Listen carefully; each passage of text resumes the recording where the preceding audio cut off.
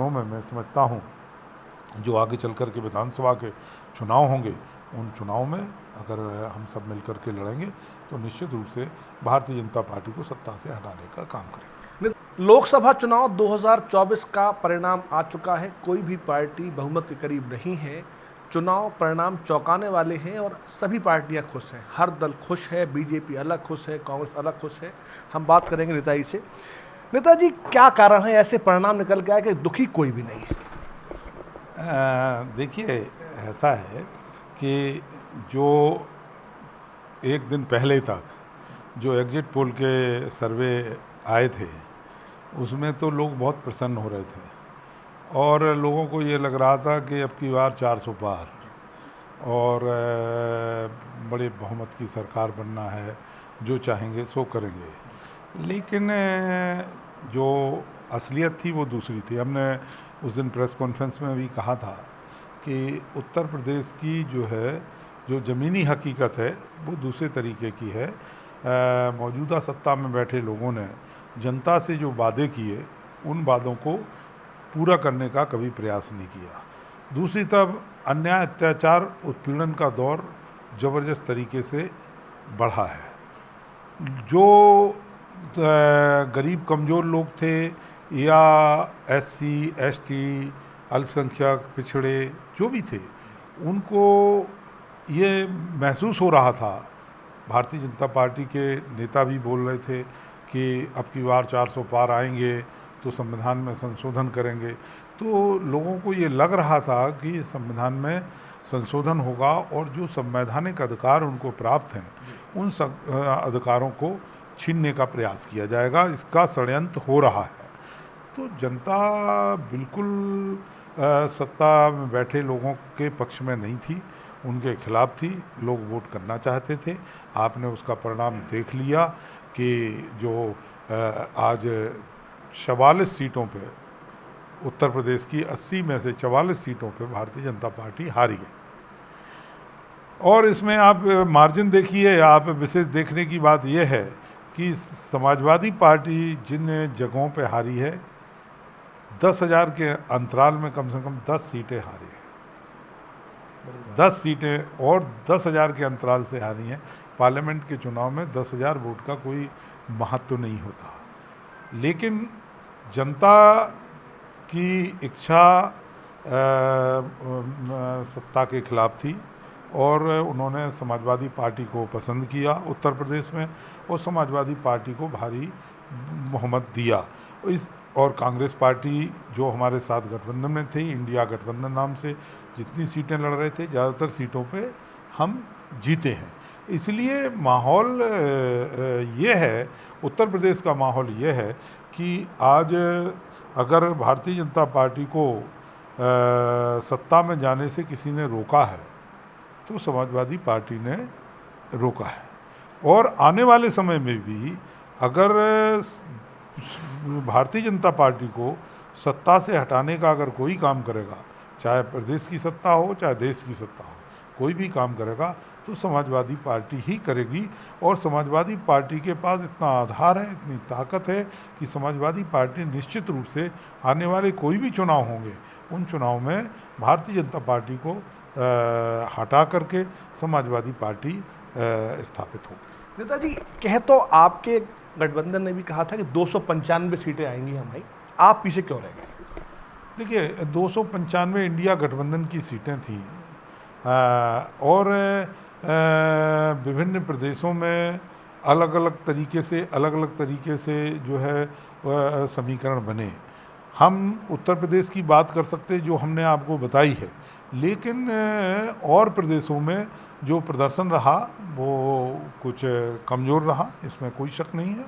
इसलिए 295 सीटें नहीं आ पाई। लेकिन फिर भी जो हम लोगों ने जितनी अपेक्षा की थी उसके नज़दीक ही हैं। हम लोग ज़्यादा दूर नहीं हैं और हमें पूरा विश्वास है कि आने वाले समय में, क्योंकि आप देखते हैं सत्ता में जो लोग रहते हैं तमाम प्रकार से जनता पर प्रभाव भी डालते हैं, डराने धमकाने का भी प्रयास करते हैं, लोभ लालच भी देने का प्रयास करते हैं।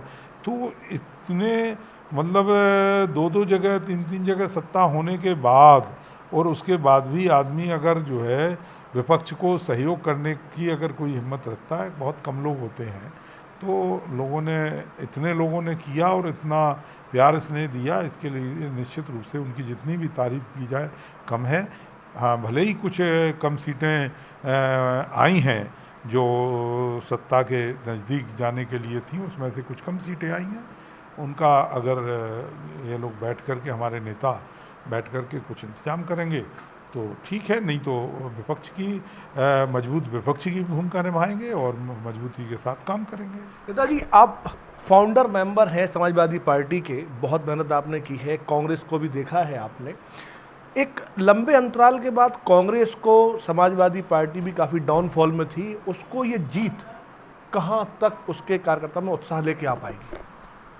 नहीं, देखिए, ये सही है, आपने सही कहा कि समाजवादी पार्टी, हम तो ऐसी पार्टी हैं कि हमने वो 80 के दौर में कांग्रेस पार्टी से भी संघर्ष किया, कांग्रेस पार्टी से भी लड़ाई लड़ी, सब कुछ किया, लेकिन आज जो माहौल है जिसमें तमाम जो देश में सांप्रदायिक शक्तियाँ, देश का अमन चैन बिगाड़ने का जो लोग प्रयास कर रहे हैं, भाईचारा समाप्त करने का प्रयास कर रहे हैं, नफ़रत फैला रहे हैं, ऐसे लोगों के खिलाफ समाजवादी पार्टी आज है। और मैं समझता हूँ कि हम लोगों ने इन्हीं कुछ मुद्दों पे कांग्रेस पार्टी के साथ मिल कर के, कि आज जो देश में लोकतंत्र को खतरा महसूस हो रहा है, जो तमाम संवैधानिक संस्थाओं का दुरुपयोग किया जा रहा है, या जो जिनको आज अधिकार मिलना चाहिए उनको अधिकार नहीं मिल पा रहा है, देश में नफ़रत फैलाने का प्रयास किया जा रहा है, इन्हीं तमाम मुद्दों के साथ बैठ कर के कांग्रेस पार्टी के साथ हमने मिलकर के चुनाव लड़ा है। और इन मुद्दों पर निश्चित रूप से हम दोनों ने मिलकर के काम किया है, और हमारे साथ मिलकर के कांग्रेस पार्टी के कार्यकर्ताओं में भी उत्साह बढ़ा है, और उसका परिणाम मैं समझता हूँ कि आज झांसी के चुनाव में भी आपको देखने को मिला कि लगभग 5.25 लाख वोट जो है, 5.25 लाख से भी ज़्यादा, 5,87,000 वोट कांग्रेस पार्टी के प्रत्याशी को मिले हैं। समाजवादी पार्टी उनके साथ थी, तो निश्चित रूप से उनका उत्साह बढ़ा है, उनकी हिम्मत बढ़ी है। और आगे आने वाले दिनों में मैं समझता हूँ जो आगे चल कर के विधानसभा के चुनाव होंगे, उन चुनाव में अगर हम सब मिल कर के लड़ेंगे तो निश्चित रूप से भारतीय जनता पार्टी को सत्ता से हटाने का काम करेंगे। नेताजी, केंद्र में अब क्या होने वाला है? वर्तमान जो परिवेश है, किसी के पास बहुमत नहीं है, एनडीए के पास में है, 2 दल उसके हैं बीच में है, क्या होना चाहिए और क्या हो सकता है? क्या ये गवर्नमेंट 1 साल चल पाएगी? देखिए, हम तो कहना ये चाहते हैं कि हमारे माननीय प्रधानमंत्री जी को जो जनता का विश्वास प्राप्त होना चाहिए था, वो जनता का विश्वास प्राप्त नहीं हो पाया है, क्योंकि उन्होंने ही नारा लगाया था कि 400 के ऊपर सीटें आना चाहिए, एक बात। दूसरा, उन्होंने भारतीय जनता पार्टी को अपने बल पर सत्ता में आने के लिए 370 सीटों की बात कही थी, वो भी पूरी नहीं हो पाई। चौथी बात यह है कि जब वो बनारस से चुनाव लड़े, तो बनारस से चुनाव लड़ने पे उन्होंने कहा था कि बनारस की जीत रिकॉर्ड बनाएगी, और उनका मार्जिन पिछले वर्षों से भी कम हो गया। तो मैं समझता हूँ कि जनता अब जो है पसंद नहीं कर रही है, और नैतिकता के आधार पे अगर मैं समझता हूँ कि इन लोगों को खुद सत्ता से हट जाना चाहिए और दूसरे लोगों को मौका देना चाहिए, दूसरे लोग काम करें। भाई, एक ही आदमी कोई काम थोड़ी करे, दूसरे लोगों को काम करने का मौका मिले, भले ही वो जो भी बना सके। मुझे पता नहीं कि कौन सरकार बनाएगा, एनडीए सरकार बनाएगा या जो है इंडिया सरकार बनाएगी, लेकिन ये ज़रूर है कि एक तो गारंटी नहीं चली, और तो जिसकी गारंटी नहीं चले तो उसको स्वयं जो है निर्णय ले लेना चाहिए नैतिकता के आधार पर। जनता ये जानना चाह रही थी कि राम मंदिर का मुद्दा कितना बड़ा इस चुनाव में रहा। सांसद जी, क्या मानते हैं? जो भगवान राम है, हम लोग कहते थे, समाजवादी लोग पहले भी कहते थे, भगवान राम सबके हैं। वो भगवान राम मर्यादा पुरुषोत्तम भगवान राम किसी के साथ अन्याय नहीं करते, किसी में भेदभाव नहीं करते, किसी में नफरत नहीं करते, और भगवान राम सबको आशीर्वाद देते हैं। हम लोग जितना दिल से उनमें आस्था रखते हैं, परिणाम भी चुनाव में उन्होंने भगवान राम के नाम का जो है प्रयोग किया, लेकिन आपने देखा कि भगवान राम ने जो परिणाम दिए, अयोध्या हम जीते, समाजवादी पार्टी जीती, अयोध्या के आसपास की सारी सीटें, अंबेडकर नगर, सुल्तानपुर, उधर बस्ती, प्रतापगढ़, ये सारी सीटें जो है समाजवादी पार्टी जीती, और भगवान राम ने निर्णय किया। दूसरा, भगवान राम चित्रकूट में रहे, चित्रकूट भी हम जीते, चित्रकूट के आसपास की सीटें भी हम जीते, हमीरपुर हम जीते, जालौन हम जीते, चित्रकूट हम जीते। तो ये सब जो है, जो भगवान राम के नाम का उपयोग करके वो वोट हासिल करना चाहते हैं। भगवान राम आस्था का विषय हैं, भगवान राम में पूरे देश की आस्था है। किसी भी धर्म का आदमी हो, भगवान राम में आस्था रखता है, उनके जीवन से प्रेरणा लेकर के अपने जीवन में उतारने का प्रयास करता है। लेकिन भगवान राम के नाम पे हम लोग वोट नहीं मांगते, ना भगवान राम के नाम पे हम राजनीति करते हैं। एक वो रामायण में भगवान राम थे, वो भी बेचारे जो है हारते हारते किसी तरीके से जीत गए हैं।